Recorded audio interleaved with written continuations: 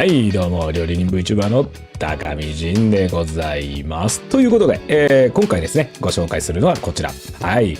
ブフブルギニョン、牛肉の赤ワイン煮というものをご紹介させていただきたいなと思います。で、こちら、ブルギニョンという名前は、ブルゴーニュ地方のことを指すんですけども、こちらのブフブルギニョン、牛肉の赤ワイン煮は、フランスをですね、代表する、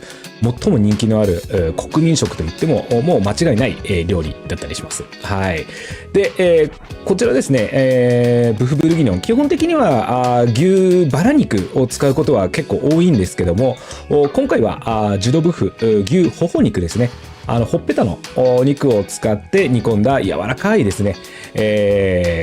ブフブルギニョンをご紹介いたします。で、柔らかくするね、コツなんかも随所にね、ちょっとこう説明させていただきながらご紹介させていただけたらなと思っておりますので、じゃあ早速皆さんのグルハビックボードの方をインフィニティにします。で、いきますよ。せーの、ボン。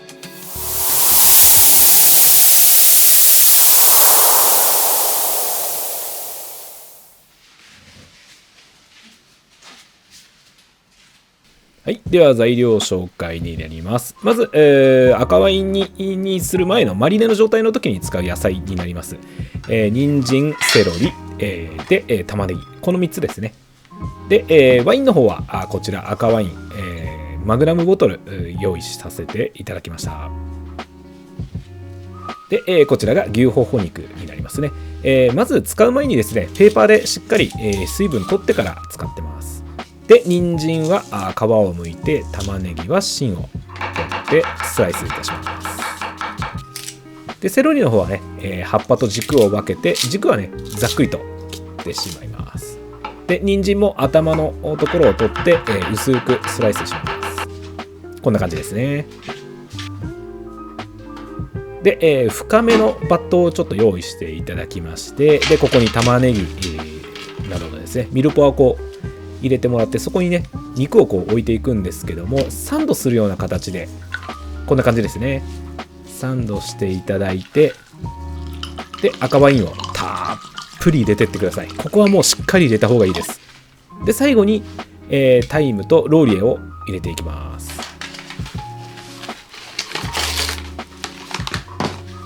で、ここでちょっとね、空気を抜くような感じで。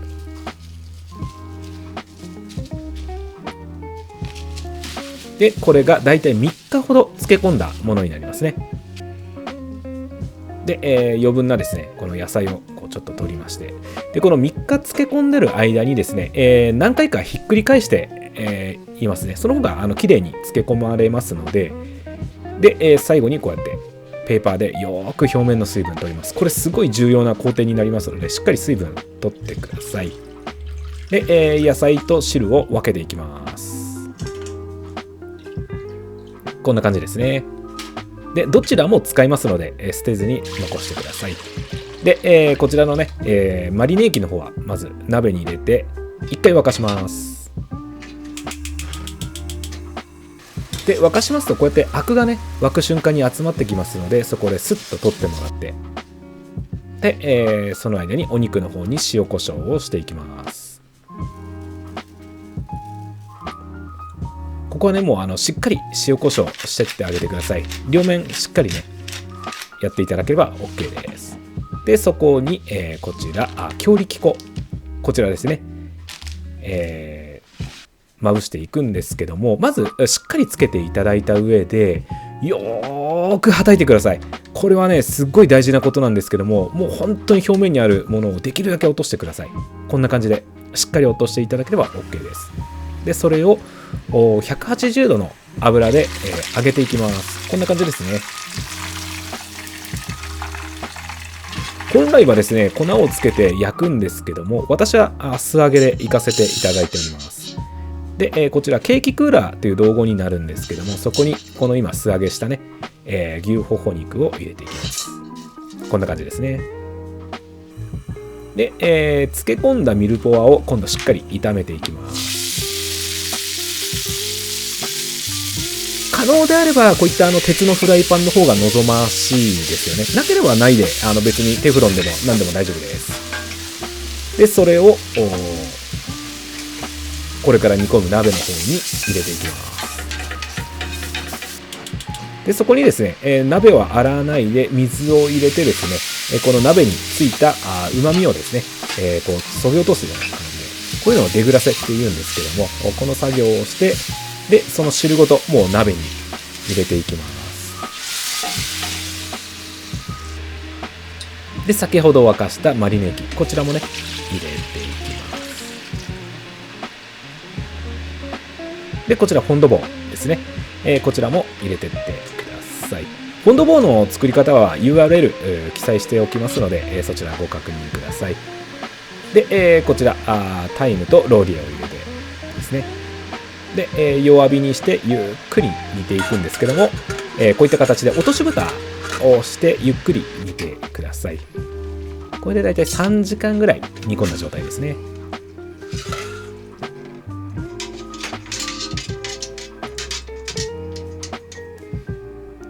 で、3時間でねかなり柔らかくなっております。もうスッとね入りますので、はい。で、お肉だけ取っていただいて、で、このミルポワと汁を分けていきます。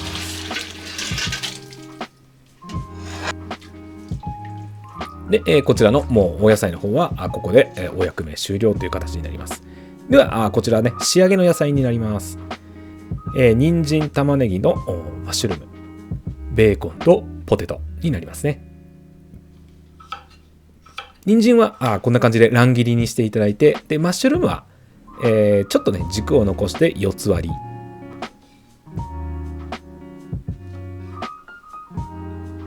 りで、ベーコンは拍子切りにしていくようなバトネと言われるサイズですね。よくカルボナーラなんかで使われるようなサイズ感で思っていただければ。で、牛ほほも、食べる分だけカットしていきます。もうしっかりね中も赤ワインが染みてますのでね、だいたい一口よりちょっと大きいぐらいのサイズでカットさせていただきました。で、じゃがいもと玉ねぎ、こちらペコロスっていうものになるんですけども、こちらを蒸しておきます。で、人参は生のままこの汁の方にですね入れて火を入れていく形です。でそこにですね、フライパンでベーコンをしっかりここは炒めていきます。で一回ベーコンは逃がしまして、そこから、ここのマッシュルームを入れていく感じですね。ベーコンの油でマッシュルームを炒めるっていう形で、しっかりねこの断面に焼き色をつけていきます。こんな感じですね。で一度逃がしましたところに、これは洗わないでそこに人参を汁ごともういっちゃってください。いよいよここからね仕上げに入っていきますので、はい。でそこにですね先ほど炒めたベーコン、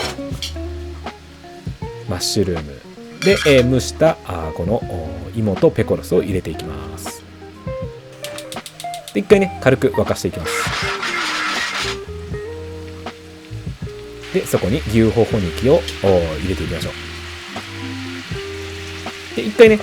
蓋をして全体的に温めていきまして、でそこにですね、ちょっとこう煮汁の方を加えていきます。でここでしっかり温めていきます。これで出来上がりですね。大変美味しそうですね。ではドレッセです。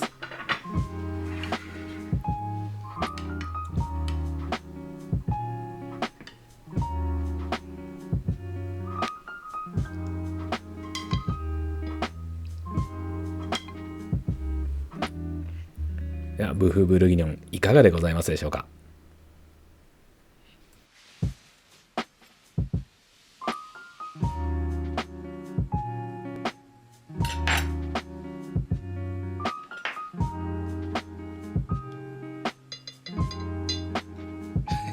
柔らかい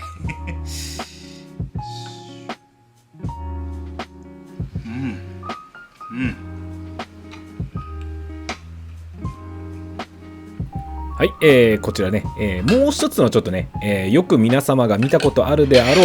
うブフブルギニョン、ちょっとね、盛り付けしてみました。こちらもね、説明します。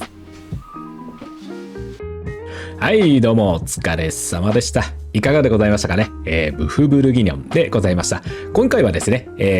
牛ほほ肉、ジュドブフで、作らせていただきました。で、ここからですね、ちょっと専門的なお話を少しさせていただきたいなと思っております。はい。今回ですね、このレシピの中では、牛ほほ肉の方を、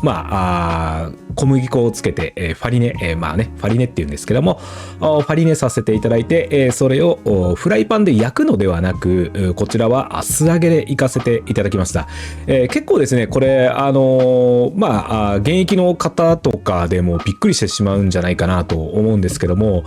そもそもリソレ、というものは何かというと、表面焼いて、このお肉からの芳香成分を出すっていうのと、あともう一つは単純にキャラメリゼ化ですよね。この2つですよね。で、物理的なところで言えば表面を固めて中の水分を保つっていうのが主な理由だったりはするんですけども、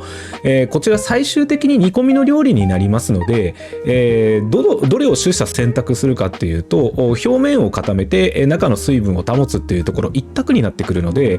ここを取ってます。はい。ということは、フライパンで焼くよりかは、もう油に浸かるぐらいの量の油で、素揚げした方が最も効果的であるっていうのを、かなりですね、試した上で最終的に行き着いたのがこの素揚げの方法になります。ですので、私の煮込み料理に関してはリソレする材料であれば全て一回素揚げしてから煮込むっていう方向に行ってます。もちろんこのブフブルギニョンもその方向で、今回はご紹介させていただきました。はい。で、またですね、ちょっと別のご説明になるんですけども、こちら、先ほどですね、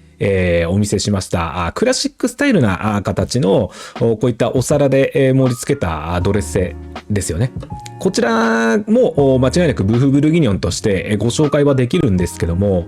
一体じゃあなんでこのブフブルギニョンというものが2つもあるんですかって思われる方いらっしゃると思うんですよね。おそらく、ブフブルギニョンを食べたことあるよっていう方、例えば結婚式の、フランス料理の中で出てきたよとか、ちょっとした会食の中で食べたことあるよって言った時に大体コース料理だと思うんですけども、大体この形で出てきます。で、もともとですね、ブフブルギニョンというのは酪農家のところのお肉ですね、余ったお肉を当時そこら辺のですね、赤ワインでガッと煮て、作り上げていったのが、ブルギニョンの原型だって言われてます。はい。で、そのうちですね、時代とともに、コース料理の中にいろいろね、新しいコース料理を作っていこうっていう流れの中で、当時のモダンスタイル、当時においてのモダンスタイルとして、それじゃあ、いろんなね、そのフランスには郷土料理があるから、それを新しい形に変えて、モダンスタイルの